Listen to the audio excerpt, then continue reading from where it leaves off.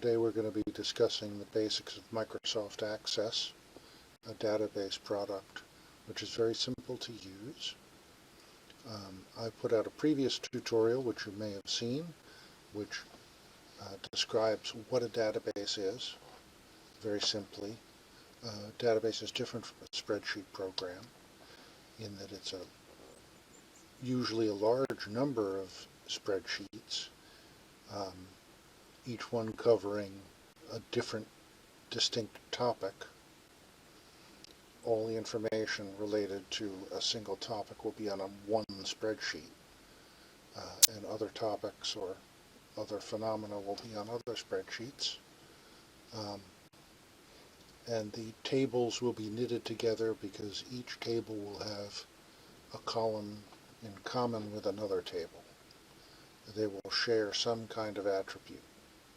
It sounds a little complex, but just imagine we have a large assembly of flat files or rectangular data or spreadsheets or two-dimensional tables, and a database provides logic which allows you to chain them together to find very specific types of information, and also allows you to organize extremely large amounts of information very efficiently and in a very easy to query manner. So today we're just going to start up Access. I'm going to give you a quick tour of a very simple table, and then we're going to create that table again, and then we're going to do a quick query, little join, nothing extremely specific, just so you can see how the interface works. So let's start up Access.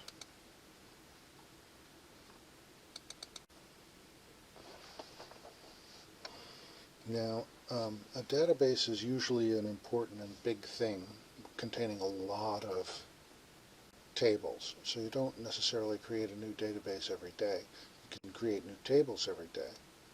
But usually a database will require, real databases will require offsite storage and passwords and permissions because they get very large, and as a result they're very vulnerable to losing data. So Access does not make it easy to delete them or change them once they're created. So, but there are, we're going to start a small one today, and hopefully it will grow in size. I've already created the database. It's called Farm, and it has 3 tables and a query, but I'll show you what it looks like, and then we'll create a table in another sample database. So the Farm database, you open the Farm database, and this is the default opening table you see. Over to the left you have a list of the tables, 3 tables in this database. Usually there are dozens or hundreds, and then we have a little query. So let's just look at one of these tables. You open the table using the regular menu. Do not select a design view. You want to select the default open.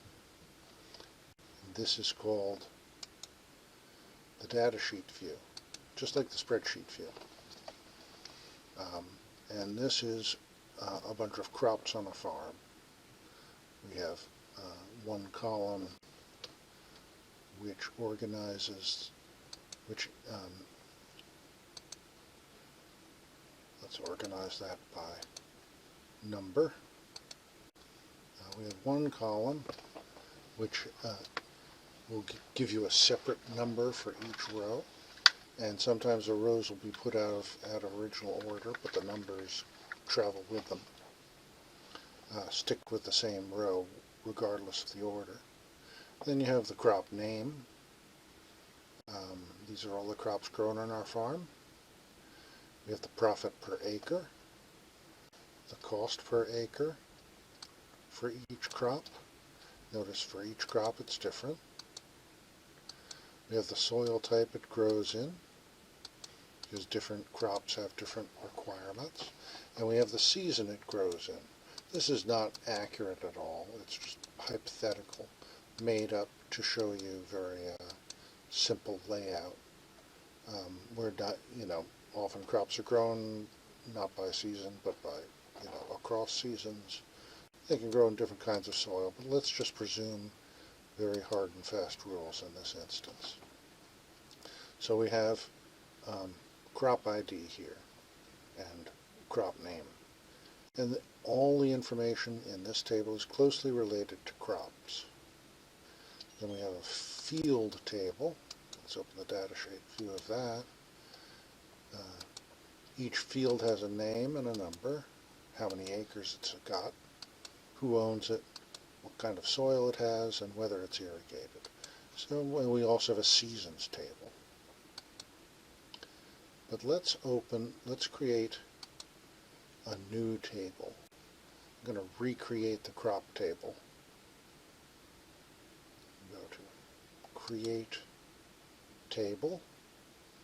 And this will bring up the template to start a new table. We have one already called crop, but we can change the name of this one to crops after we've started creating it. There are two different views when you look at a new table in Access. Look at any data sheet, look at any table in Access. There's a design view and the data sheet view. The design view is how you create and update how the table is arranged, and the data sheet view gives you the data in the table, which we just saw. Let's go into the design view. It's going to prompt us to name it first, so I'm going to call it crops, which is different from crops so we don't get confused. And this is the design view, the behind the scenes view. We're not entering data here, we're entering the structure of the table, which we have to do first. We can't have a table before we lay out what the table is going to contain. This is the same stage in Access in Excel, where we would enter the column names and specify what data type is in each column. So running down in rows here, each row will correspond to a column in the final spreadsheet. Now in Excel you can create them as you go along. In Access you want to be a lot more deliberative and create them in advance and make certain they make sense for the table, that everything in the table is closely related, and other phenomena which are closely related to each other but not to this set of information goes in a different table. Crops on one table, information about fields in the other table, information about seasons in the next table. Okay, so the first column we're going to have in this table will be the field name, which is just a serial number for the particular row, a number designating the particular row, and it's always a number. It's usually a number. Number does not change regardless of what order the rows are in, and the number sticks with the number sticks with the row regardless of where it goes, and it's unique to the row. And it also shouldn't contain any actual information. It should just be a number designed specifically to refer to that row. So oftentimes the database product will create this for you. It's automatically filled in the first field as auto number. That means every row will have a new succeeding number to designate it. But we're just going to call it crops ID. That's going to be the number for each row. And we'll have the crops name.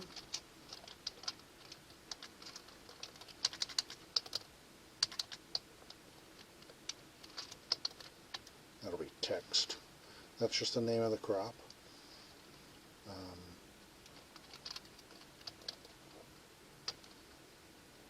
Crop's soil is like the soil it grows best in. Each crop will have a different profit margin, with profit per acre. And we'll make that currency.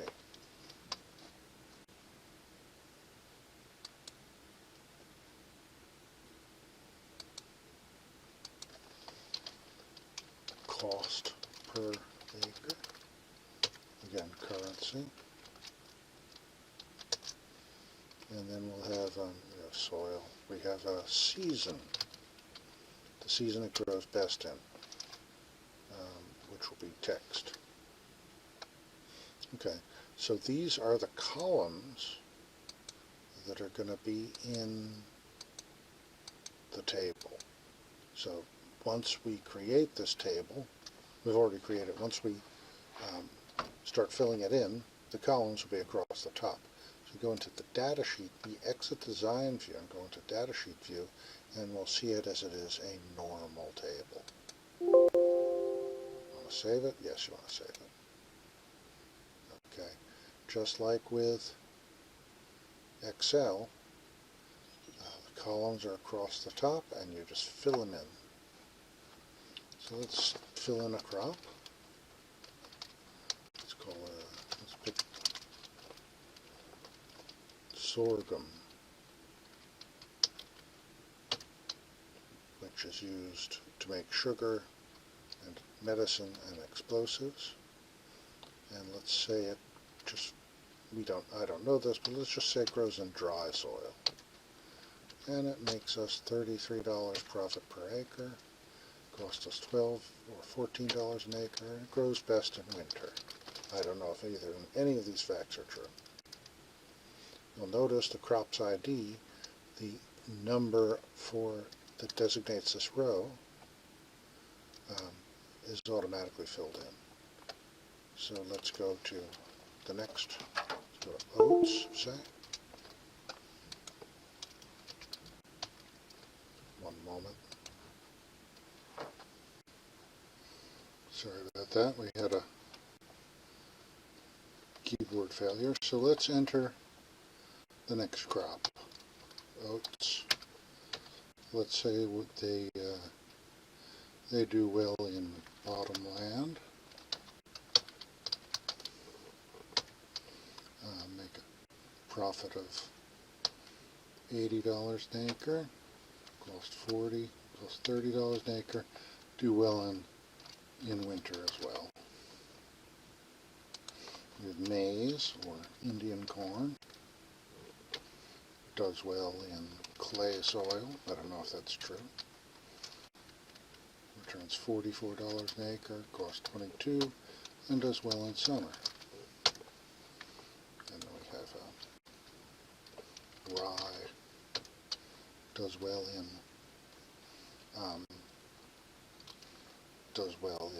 loam.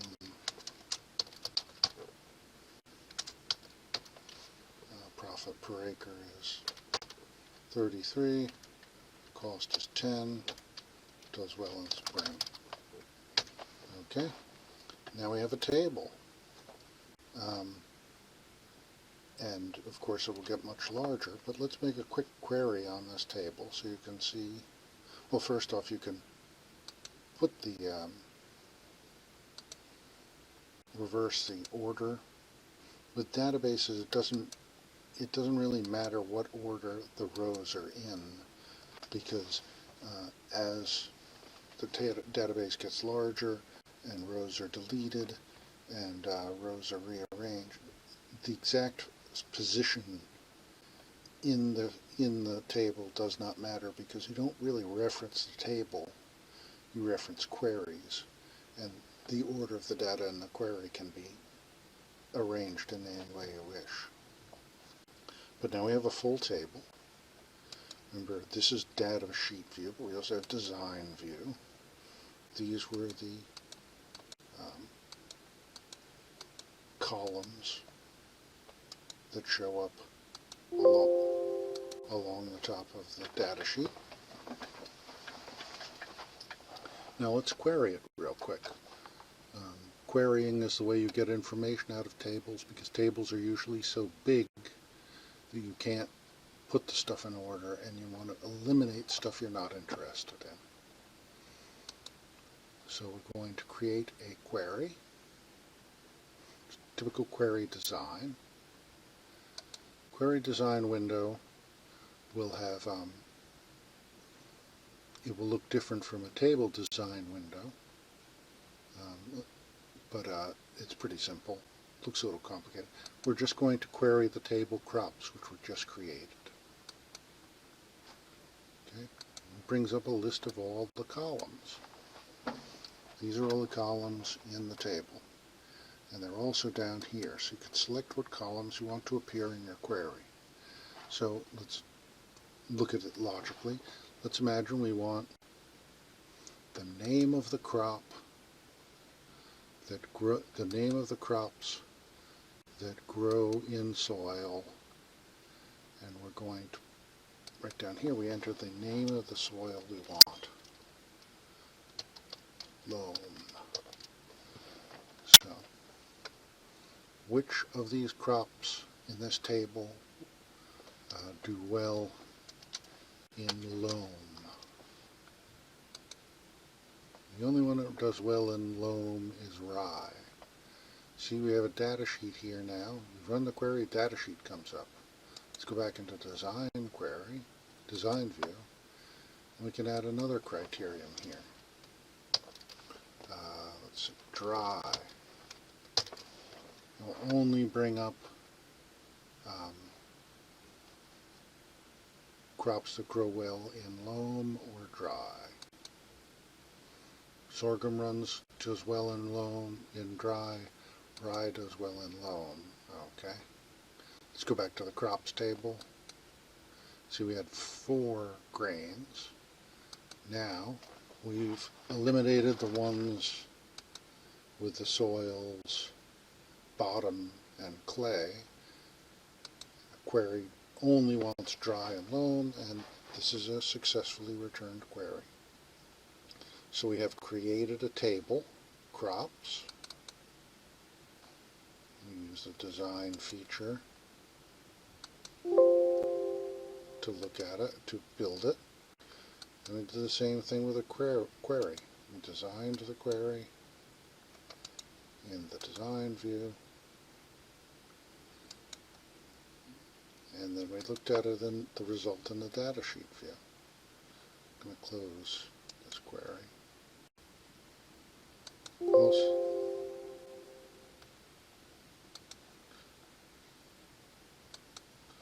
We're also going to close the crops because we have another table which is more comprehensive. Okay.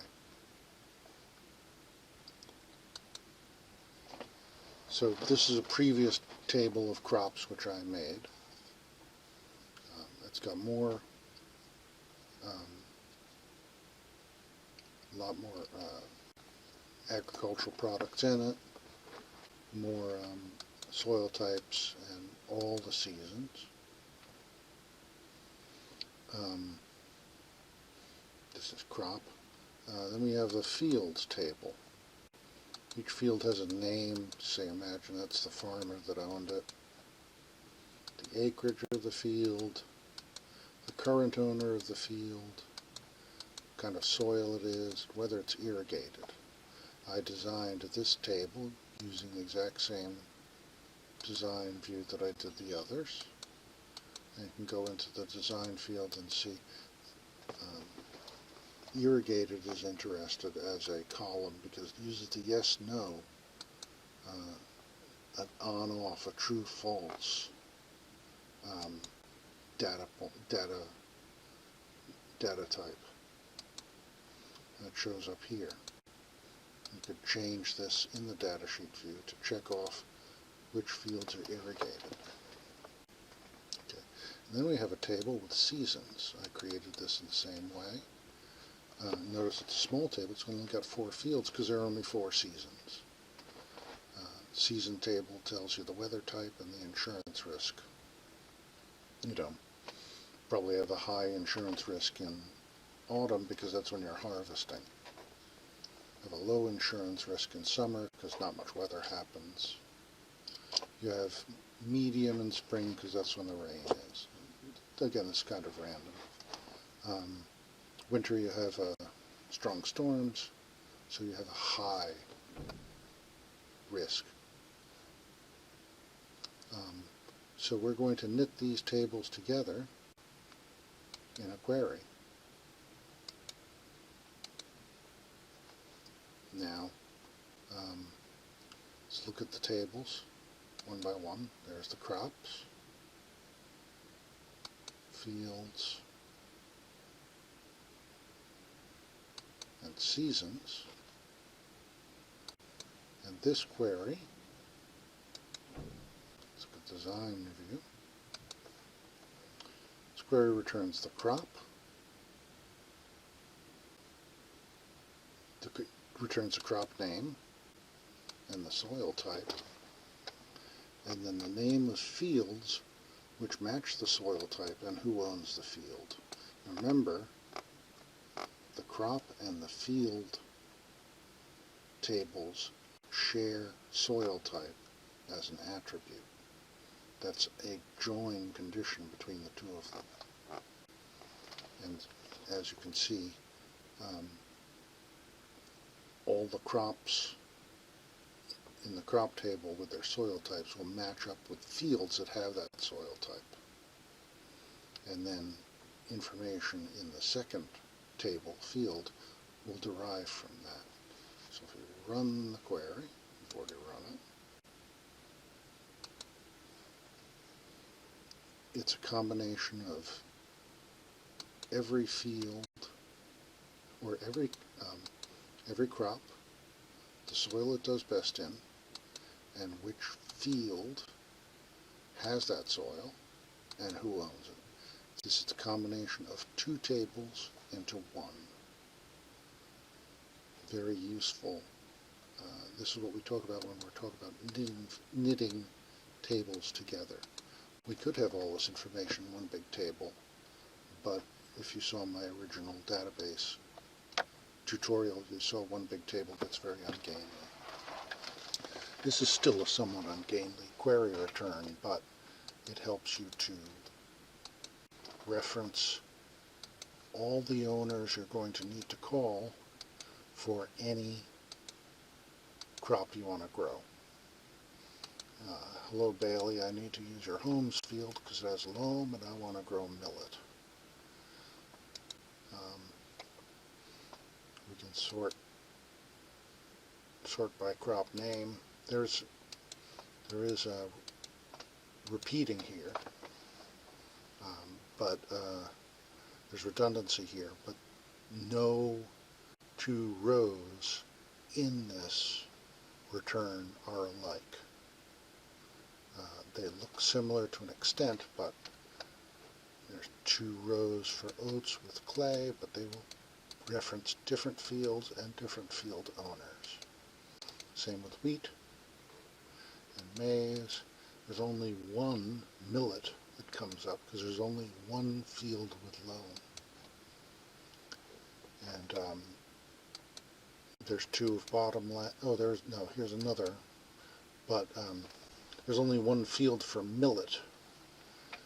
But there's also a field for turf, which also grows in loam. So it's a little clumsy, this table return, because it's a lot of information, but it's an acceptable introduction, I hope. Save this. You always want to save as you go along.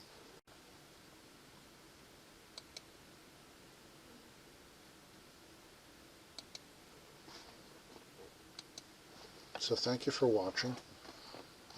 This is a very simple introduction to Microsoft Access.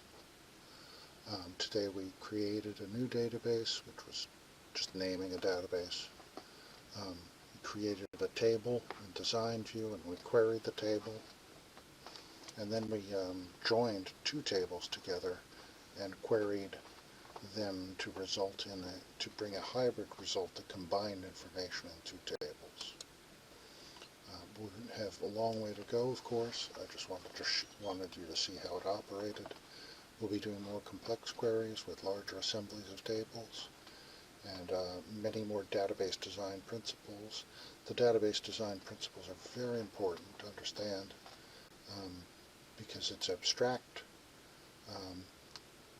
endures as a doctrine across different database products, and does not change much as databases get more powerful. So thank you for watching, and I'll see you next time. Here's a